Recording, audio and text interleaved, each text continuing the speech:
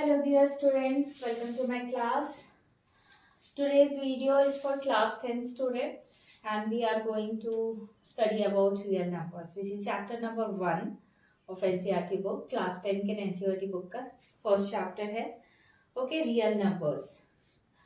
तो आज के इस वीडियो में I will discuss कि हम पढ़ने क्या वाले हैं हर इस चैप्टर में. Okay, what are the topics which we are going to cover in this video, cover in this chapter and थोड़ा सा हम रिवीजन करेंगे जो अभी तक हमने थोड़े रियल नंबर्स के बारे में जो पढ़ा है उसके बारे में. Okay, so let's start with the revision of real numbers.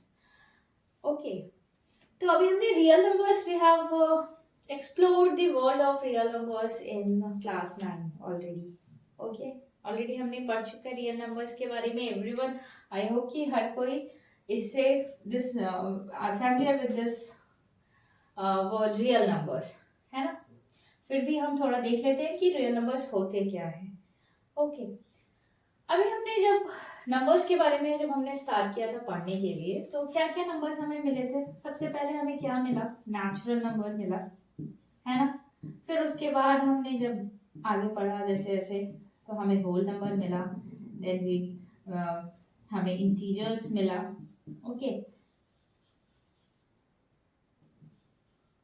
उसके बाद हमें क्या मिला, रेशनल नंबर मिला. एंड देन हमें इरेशनल नंबर्स के बारे में पढ़ा.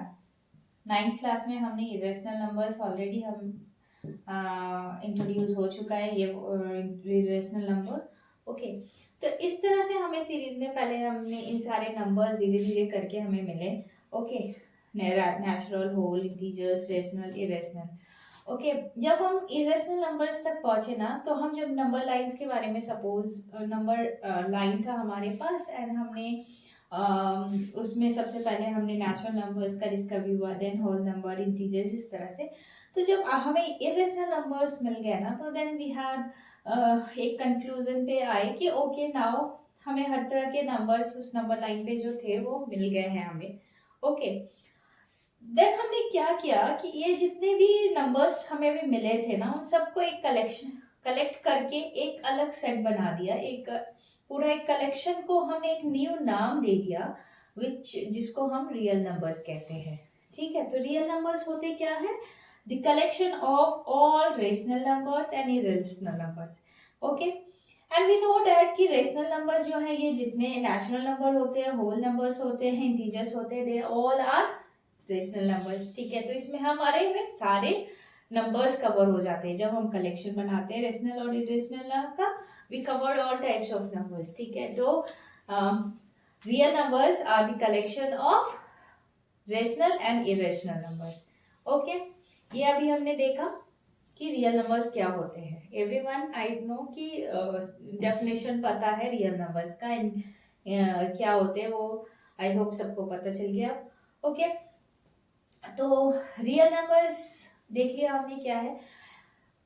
आज के इस चैप्टर में आपको जो रियल नंबर्स पढ़ना है इसमें भी आपको इस रियल नंबर्स के बारे में ही डिस्कशन करना है. ठीक है, और भी कुछ नई नई चीजें आपको देखने को सीखने को मिलेंगी.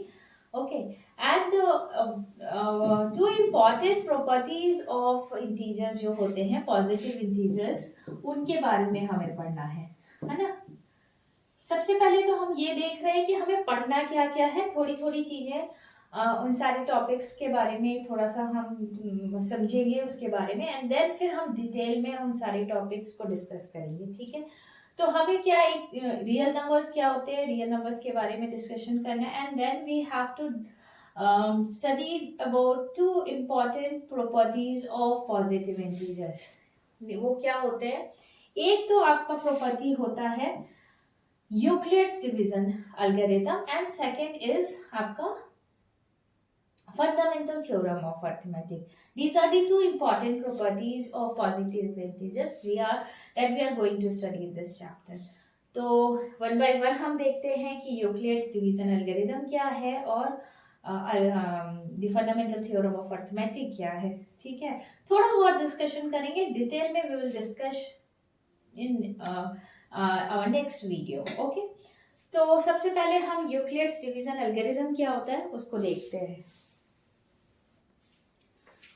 ओके। अभी हमने क्या पढ़ना है, यूक्लिड्स डिवीजन एल्गोरिथम, ठीक है।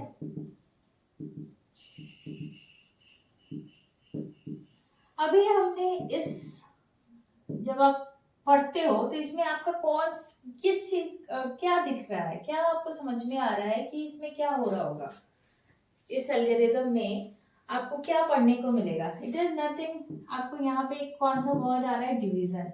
मतलब दिस यूक्लिड्स डिवीजन एल्गोरिथम में it involves some kind of divisibility of integers, okay. तो एज इट नेम सजेस्ट कि आपका कहीं डिवीजन हो रहा है, ओके।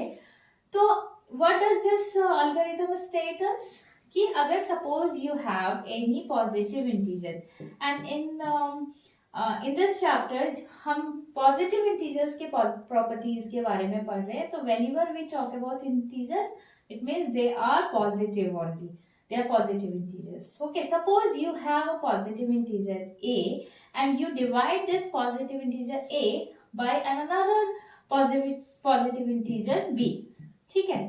आपके पास b है, इन आप इस तरह से डिवाइड करते हो, b से a को ऐसे डिवाइड करते हो। What does it mean, b divides a, okay. b divides a in such a way that it leaves remainder, leaves remainder r, है ना। और ये यूक्लिड्स डिवीजन एल्गोरिथम क्या बोलता है, that this r will always be less than what, b, जिससे आप divide करो। आपको पता है दिस इज, अगर आप सपोज यू हैव आपके पास एक नंबर है, उस पॉजिटिव इंटीजर है, उसको डिवाइड करोगे एंड यू विल गेट, अगर आपको एक रिमाइंडर मिलता है लास्ट में, तो this remainder r will always be less than or smaller than b, okay। this is very obvious। आपका ये क्या है, this is nothing but the आपका जो लॉन्ग यूजुअल प्रोसेस होता है डिवीजन का, this is exactly वही है ना। this is the long आपका यूजुअल प्रोसेस ऑफ डिवीजन नहीं है, ठीक है। तो this Euclid division algorithm state this, if you divide any positive integer by another positive integer in such a way that it leaves remainder r, then this remainder r will always be less than b, okay, or smaller than b. This is Euclid's division algorithm, okay। तो अभी हमने जो Euclid's division algorithm देखा ना, it has many application related to divisibility of integers, okay। divisibility of integers में जो होता है उसमें काफी इसका it has many applications related to divisibility properties of integers, and one of the property is, and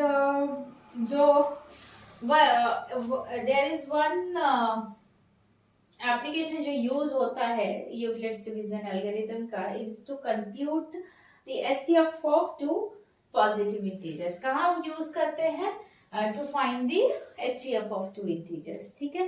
कैसे करेंगे हम आगे देखेंगे, बट बेसिकली क्या होता है यूक्लिड्स डिवीजन एल्गोरिथम, आज हमने ये देखा, अभी हमने ये देखा है, ओके। एंड आपको जब आप ये चैप्टर पढ़ोगे तो आपको दो चीजें न्यू, आपको यहाँ पे एल्गोरिथम आप देख रहे हो, है ना, एल्गोरिथम इज न्यू वर्ड। और एक और वर्ड आपको पढ़ना है इसमें, लेमा, यूक्लिड्स डिवीजन। बिफोर आप जब ये एल्गोरिथम पढ़ते हो ना, यूक्लिड्स डिवीजन एल्गोरिथम, उसके पहले आपको एक यूक्लिड्स डिवीजन लेमा पढ़ना होगा, देन यू विल आप एल्गोरिथम के बारे में पढ़ोगे, ठीक है। तो what is lemma and what is algorithm, इसको एक बार हम देख लेते हैं, then we will move to another topic which is fundamental theorem of arithmetic, उसके बारे में थोड़ा सा डिस्कशन करेंगे, ओके। तो first is what is lemma and what is algorithm, ठीक है। लेमा क्या होता है, लेमा जो होता है ना, that is the proven statement. What is lemma? Lemma is a proven statement which is used to prove another statement. ठीक है. This lemma is a proven statement which is used to prove another statement. Got it? Used to prove another statement. And this is called lemma. And what is algorithm? Algorithm क्या होता है? Algorithm जो है, it is a series of well-defined steps. ठीक है? Algorithm is what? Algorithm is a series of well-defined steps होते हैं जिसमें क्या होता है, which is used to find some kind of to solve some kind of problem. आपका एक स्टेप सीरीज ऑफ स्टेप्स होगा जिससे आपको एंड में आपको कि जो किसी भी टाइप की आप प्रॉब्लम सॉल्व करें उसका आपको रिजल्ट मिलेगा. सॉल्व करोगे, सॉल्व हो जाएगा. ओके, तो this algorithm is a series of well defined steps. Okay, समझ में आया? To solve some kind of problem. ठीक है, तो this is called algorithm. अभी algorithm क्या होता है and lemma क्या होता है ये हमने देखा. Okay, these are the basic जो आपको यूज हो रहे हैं, टर्म्स यूज हो रहे हैं इन दिस चैप्टर. तो आपको जानना भी जरूरी होता है कि लेमा क्या होता है. आप ऐसे पढ़ लो, पढ़ सकते हो लेमा एंड एल्गोरिथम, बट वो होता क्या है वो जानना इज वेरी इंपॉर्टेंट, है ना. तो अभी हमने लेमा एंड एल्गोरिथम देखा. आगे बढ़ते हैं. अभी हम और क्या चीजें पढ़नी है हमें एक बार डिस्कशन कर रहे हैं हम सिर्फ आज के इस वीडियो में. ठीक है, कि हम इस रियल नंबर्स में क्या क्या चीजें पढ़ने वाले हैं. थोड़ा सा एक हाईलाइट टाइप का है. ओके, सबके बारे में थोड़ा थोड़ा ही मैं बता रही हूँ. डिस्कस करेंगे in detail in next video. Okay okay, now next topic जो हमें इस चैप्टर में पढ़ना है, फंडामेंटल थ्योरम ऑफ अर्थमेटिक के बारे में पढ़ना है. ठीक है, ये क्या कहता है, क्या है, इसके बारे में थोड़ा सा हम आज डिटेल पढ़ते हैं. ओके, तो अभी हम इसके पहले हमने क्या पढ़ा, यूक्लिड्स डिवीजन एल्गोरिथम पढ़ा था. ठीक है, उसमें क्या था, क्या चीज इन्वॉल्व था, divisibility of integers were involve, है ना, in Euclid's division algorithm. in this theorem fundamental theorem of arithmetic, multiplication of आपका जो पॉजिटिव इंटीजर्स होता है वो इन्वॉल्व होता है. Okay, this theorem is meant for multiplication of integers. Okay, तो अच्छा, इसके पहले हमने लास्ट क्लास में या प्रीवियस 8-9 में पढ़ा होगा कि कोई भी कंपोजिट नंबर्स जो होते हैं हमारे, that can be expressed as the sum as the what product of prime integers, है ना. प्रोडक्ट ऑफ किससे आप लिख सकते हो, प्रोडक्ट ऑफ प्राइम इंटीजर्स में आप एक्सप्रेस कर सकते हो इन अ यूनिक वे, है ना, in a unique way. This is what, है ना, every composite number can be expressed as a product of prime integers in a unique way. This we have studied in our previous classes. ठीक है, इसके बारे में पढ़ चुके हैं.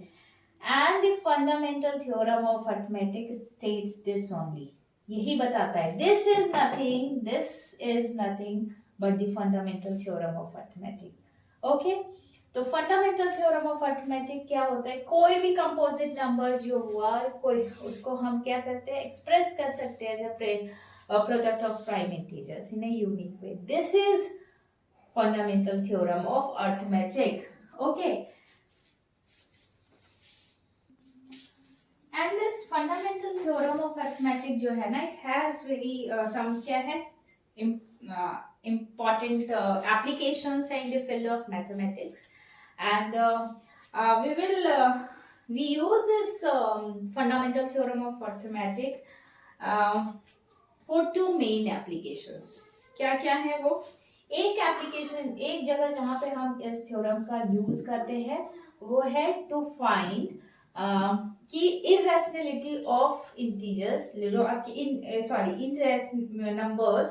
Suppose we know that कि √2, √3 these are the numbers, we know that these are irrational numbers. Okay, so we use this theorem to prove the irrationality of these numbers, है ना. इन numbers को prove करना अगर है कि these are irrational numbers, so we use fundamental theorem of arithmetic. Okay, एक तो आपका ये एक यहाँ पे यूज होता है. Okay, this fundamental theorem of arithmetic. And this second जो हम यूज करने वाले हैं, सेकंड फील्ड जहाँ पे this theorem will be use, कि अगर सपोज आपके पास रेशनल नंबर्स हैं, ओके, तो when exactly the decimal expansion of those rational numbers is terminating और when it is non terminating, इसके बारे में अगर हमें जानना है, एक्सप्लोर करना है कि जो रेशनल नंबर्स हैं वो कब टर्मिनेटिंग होंगे, कब नॉन टर्मिनेटिंग होंगे, तो we use this fundamental theorem of arithmetic. Okay, तो अभी हमने क्या देखा कि दो ऐसे फील्ड हैं, ऐसे जगह इस वी अप्लाई करते हैं दिस थ्योरम को, वी अप्लाई दिस थ्योरम.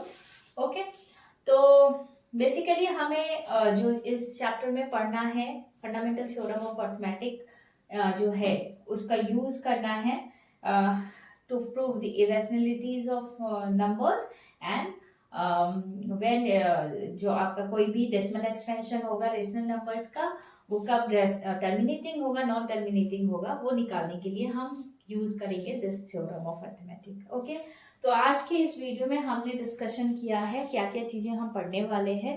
बहुत चीजें देख लिया है कि क्या क्या पढ़ने वाले हैं. Okay, so in next video we will discuss about these things in detail. Okay, so see you in next video.